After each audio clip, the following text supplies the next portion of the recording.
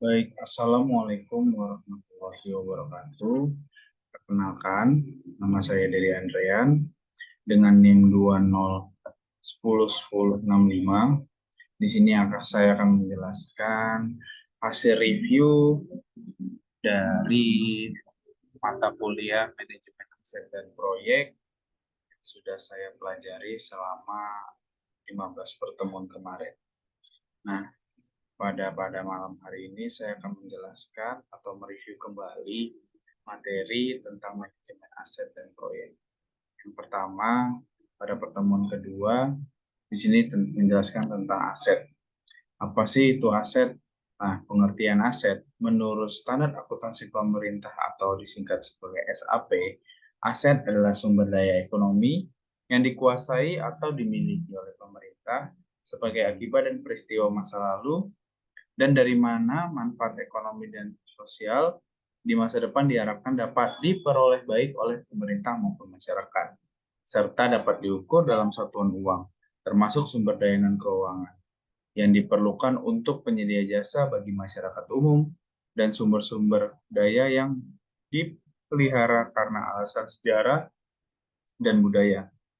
Aset adalah barang yang dalam pengertian hukum disebut benda yang terdiri dari benda tidak bergerak dan benda bergerak, baik yang berwujud maupun yang tidak berwujud, yang tercakup dalam aktiva atau kekayaan atau harta kekayaan dari suatu instansi, organisasi, badan usaha, ataupun individu per orang. Lalu di sini ada bentuk aset. Bentuk aset itu terbagi jadi dua. Yang pertama tangible atau berwujud, lalu intangible tidak berwujud. Nah, untuk aset tangible yang berwujud adalah aset yang mempunyai masa manfaat lebih dari 12 bulan untuk digunakan dalam kegiatan pemerintah atau dimanfaatkan oleh masyarakat umum. Adapun bentuk dari aset tangible itu sendiri meliputi tanah, peralatan mesin, gedung dan bangunan, jalan, irigasi, dan jaringan, atau aset tetap lainnya dan konstruksi dalam pengerjaan. Sedangkan aset intangible atau tidak berwujud, yaitu aset non-keuangan yang dapat diidentifikasikan dan tidak mempunyai wujud fisik, serta dimiliki untuk digunakan dalam menghasilkan barang atau jasa, lalu digunakan untuk tujuan lainnya termasuk hak atas kekayaan intelektual. Lalu ada kategori aset. Nah, menurut Budi Susilo, kategori aset itu yang pertama adalah aset operasional, adalah yang dipergunakan dalam operasional perusahaan atau pemerintah yang dipakai secara berkelanjutan atau dipakai pada masa mendatang, dimiliki dan dikuasai, diduduki untuk digunakan atau dipakai operasional perusahaan atau pemerintah. Bukan aset khusus. Jika aset khusus yang berupa prasarana atau aset peninggalan sejarah yang dikontrol oleh pemerintah, tetapi secara fisik dia harus dihuni atau untuk tujuan operasional, diklasifikasikan sebagai aset operasional. Lalu ada aset non-operasional, di mana aset yang tidak merupakan bagian integral dari operasional perusahaan pemerintahan diklasifikasikan sebagai aset berlebih. Aset berlebih merupakan aset non-integral yang tidak dipakai untuk digunakan secara berkelanjutan atau mempunyai potensi untuk digunakan di masa akan datang dan tidak bersifat surplus terhadap persyaratan operasional.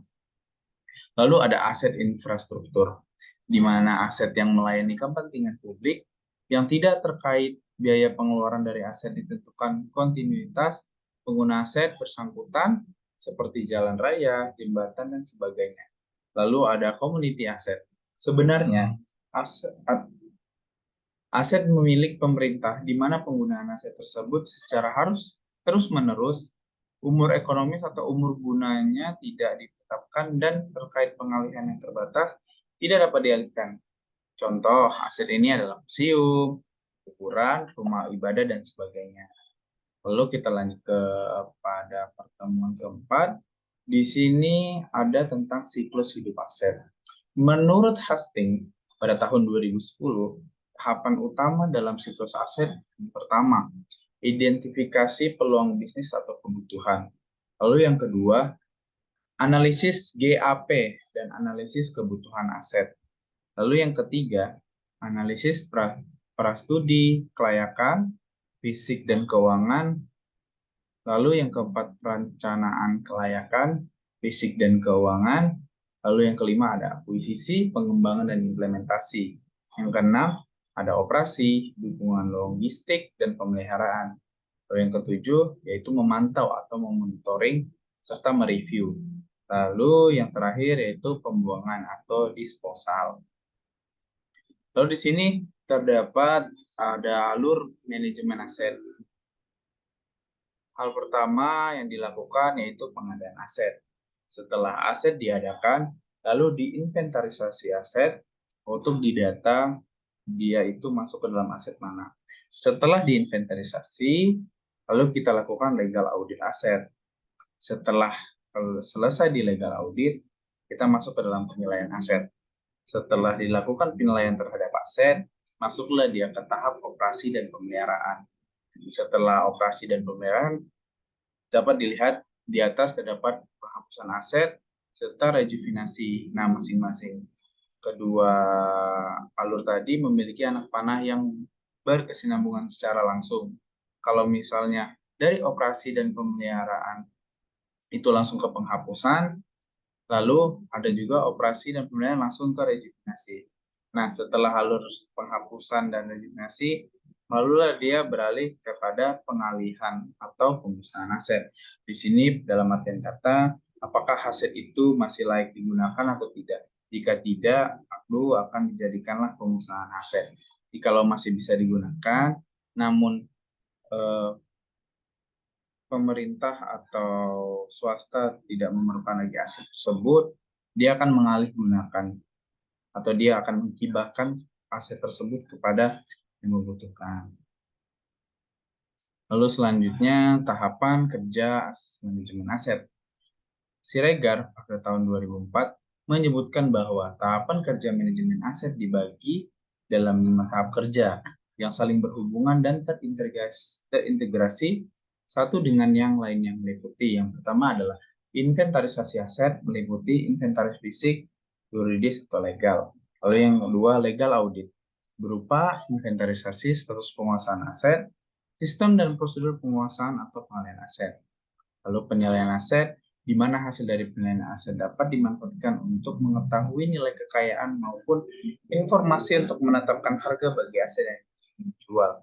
Lalu optimisasi pemanfaatan yang merupakan kegiatan untuk mengoptimalkan potensi fisik, lokasi, nilai, jumlah atau volume, legal dan ekonomi yang dimiliki aset tersebut. Lalu dikelompokkan berdasarkan sektor-sektor unggul yang dapat menjadi tumpuan dalam strategi pengembangan baik dalam jangka pendek, menengah maupun jangka panjang. Lalu pengembangan SIMA atau Sistem Informasi Manajemen Aset. Di sini ada terkait strategi pengelolaan aset. Nah, strategi pengelolaan aset adalah proses yang berkelanjutan untuk menentukan rentang atau tingkat aset yang dibutuhkan untuk mencapai tujuan strategis menurut Carnegie Valley Council pada tahun 2007. Strategi manajemen aset harus melingkupi yang pertama, berasal dari kebijakan pengelolaan aset, rencana strategis organisasi. Lalu konsisten dengan kebijakan dan strategi organisasi. Lalu yang mengidentifikasi dan mempertimbangkan persyaratan stakeholder yang relevan. Lalu mempertimbangkan persyaratan manajemen siklus hidup aset. Dan yang terakhir, memperhitungkan risiko aset terkait dan sistem aset. Lalu menyatakan fungsi, kinerja, dan kondisi sistem aset yang ada, baru, dan aset penting yang diinginkan di masa depan pada rentan waktu sejalan dengan sumber daya manusia dari rencana strategis sebuah organisasi. Lalu jelas menyatakan bahwa metode pendekatan dan prinsip di mana aset dan sistem aset akan dikelola. Memberikan informasi, arahan, dan bimbingan yang cukup agar tujuan pengelolaan aset dan rencana pengelolaan aset yang akan diproduksi. Lalu termasuk kriteria untuk mengoptimalkan dan memprioritaskan tujuan pengelolaan aset dan rencana. Lalu yang ke-10, dikomunikasikan kepada semua pihak terkait termasuk penyedia layanan kontrak, di mana ada persyaratan bahwa orang-orang ini dibuat sadar Manajemen aset merupakan kewajiban strategi terkait. Lalu ke pertemuan kelima. Di sini membahas tentang nilai aset. Nah, Sutrisno pada tahun 2004 terdapat beberapa nilai tentang aset. Yang pertama, utility value. Nilai manfaat, di mana ukuran penilaian terhadap aset yang mempunyai manfaat dalam kehidupan sehari-hari, jangka menengah maupun jangka panjang. Lalu cost value, di situ yaitu tentang nilai biaya.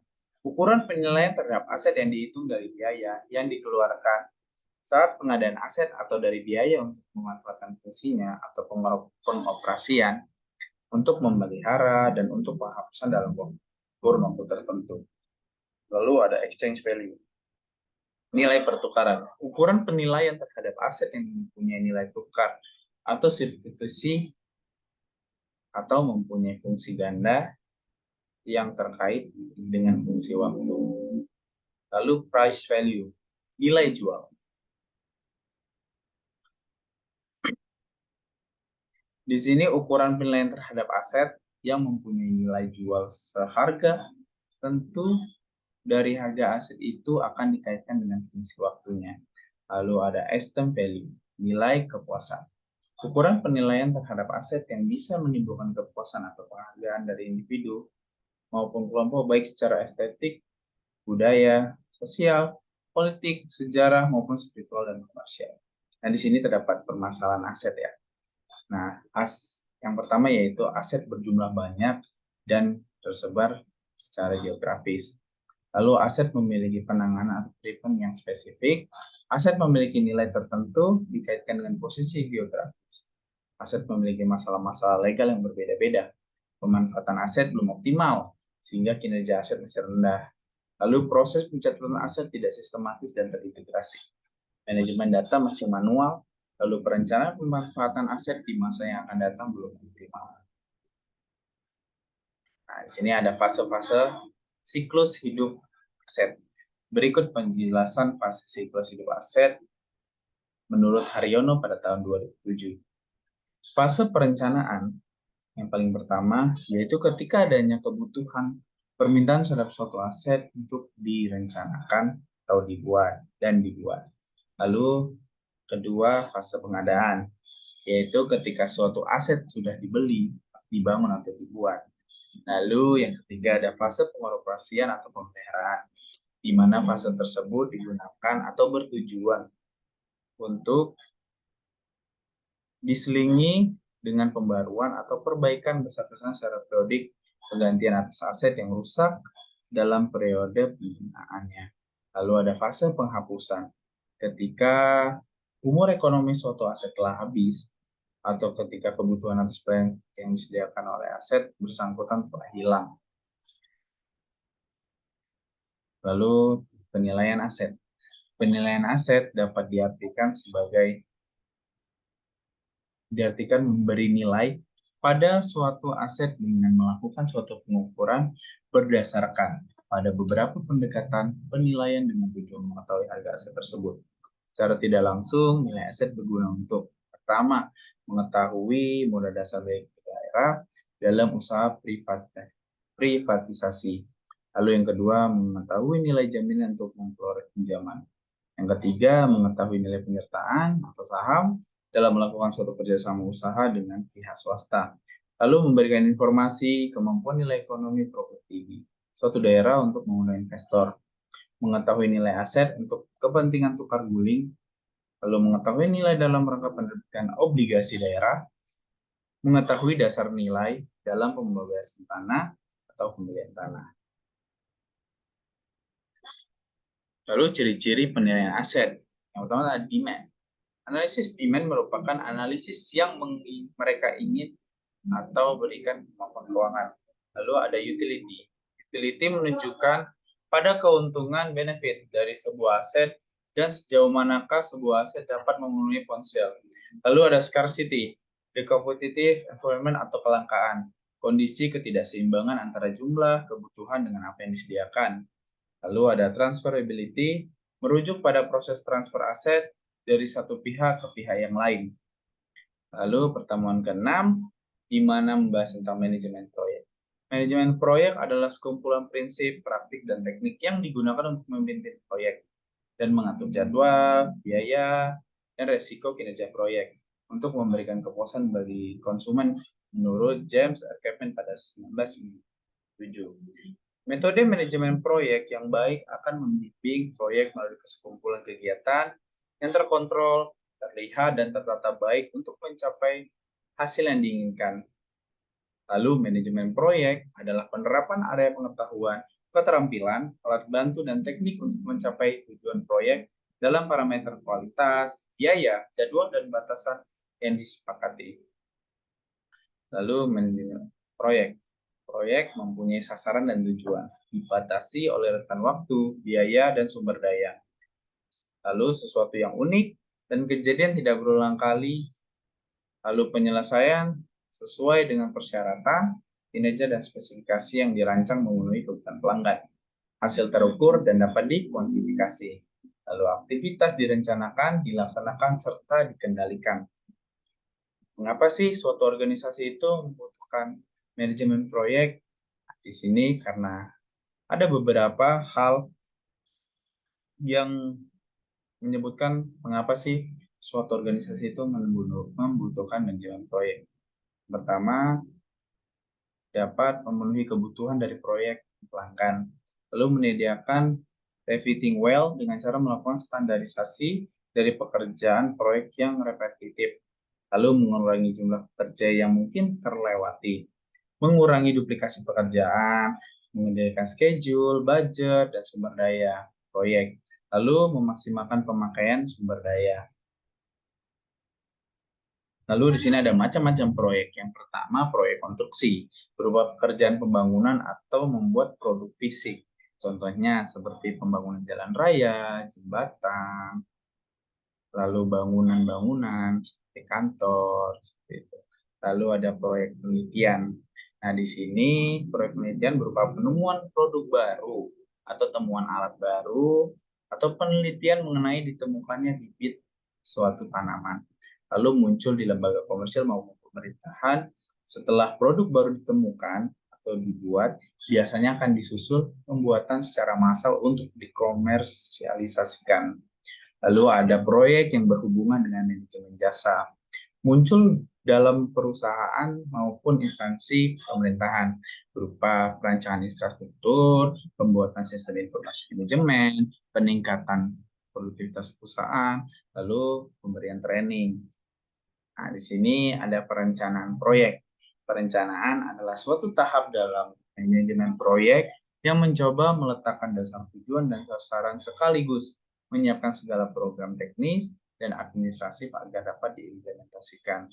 Lalu filosofi perencanaan, yaitu aman, efektif, efisien, di mana aman, keselamatan terjamin. Efektif, produk perencanaan berfungsi sesuai yang diharapkan.